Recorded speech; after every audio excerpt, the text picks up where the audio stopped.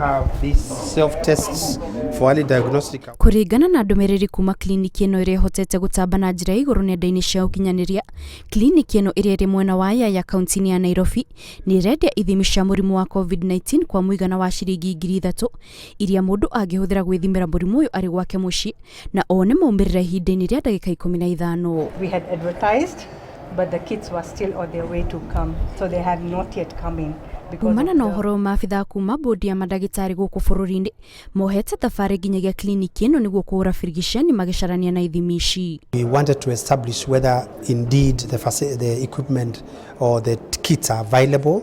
They have denied that they are not selling, but their advert is really saying something different, because they are saying only 400 remaining out of the 1,000, so it means according to the advert they have already done 600. Ni firigiceni tafanirio kwa ihinda Maabitha makihungurania kliniki ino niguo kuhithukia ithimi ici, no thutha wa firigiceni cia matinahota kuona githimi ona kimwe, undu uria ucungiriire aruti wira othe kuma kliniki ino maikio ngono niguo matithiriria hari miango ya uthuthuria. And we have done a thorough search.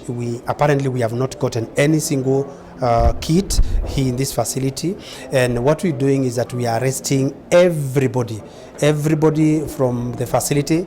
We're carrying them to our council. We shall sort them out, because we also want them to give statements on how this advert came into being, and probably shed more light whether this equipment could have found its way here. Kumana na uhoro uyu Mbondi ino ni uritie muingi wikare maitho ni undu wa turianime turia tungigiria kwiguna kumana na murimu uyu, kuria maugite guuku bururi-ini no ruhonge rwa Kemri rwitikiritio gutabania miango ya guthima murimu uyu.